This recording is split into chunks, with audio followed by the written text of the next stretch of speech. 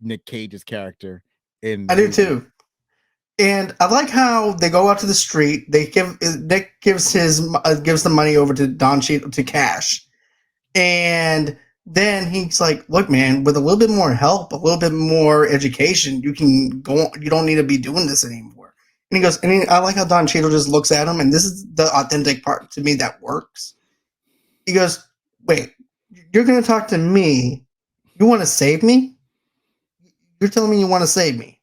And I like Right. how the camera angle pans out and you see a cross as if he's going to be the savior of this, to save him, in a sense. That Jack is going to save Cash. When Right. really, in return, Cash is supposed to be the one who's supposed to be saving Nick Cage. So I like how they play that narrative, and I didn't even know that up until I started wanting to review this film. Because, I saw this back when I was in high school. So reviewing films and stuff like that, I never even thought about reviewing. Right.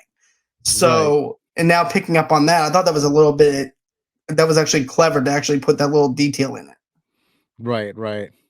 What's also interesting is that unlike movies like It's a Wonderful Life or A Christmas Carol, Jack doesn't have any problems, right? He doesn't like Cash asks him what does he want, and Jack is like, I'm not, I don't need anything. He's like, I don't want anything. He's like, he's basically he has all of his needs taken care of. So unlike those movies, there was a flaw in the character. Like, yeah, he overworks his workers, but his workers want to be there. They want to please, like they want to work for the company. It's like they're in kind of a crunch time, and like everybody generally at work, everybody generally likes him as a boss. And so that's why they're willing to put in the hours. And you don't get the feeling that if they didn't want to do it, that he was going to force them to stay. Is that he's just that kind of, he has that kind of charisma. And it kind of got me to thinking that what's going on with basically gaming and electronics, how you hear about crunch in the gaming industry, or just recently you had on Twitter, the owner had put out this memo that had leaked talking about, I need everybody to be hardcore on the app to make it better, right? And it's like everybody, all these bosses have this philosophy of working their, force extra, their workforce extra hard, like putting in like 12 hours a day or something like that. So that's the feeling that I got when I saw Jack kind of interacting with his employees. But I don't see him as like uh a Scrooge character, right? I because I'm sure that his employees are well paid. It's just that they want to be there because he's basically able to infuse them with his enthusiasm. So they're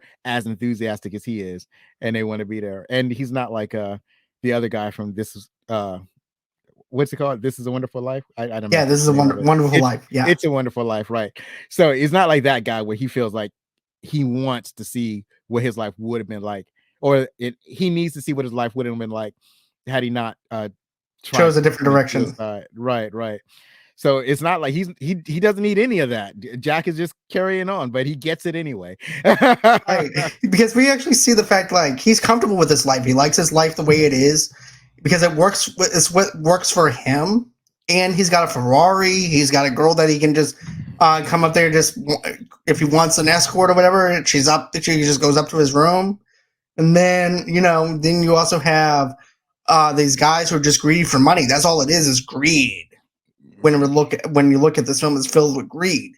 And then when he says, "I got everything I need," Don Cheadle's, "Okay, I'm sorry, I'm going to have to do this to you, but you're going to thank me later.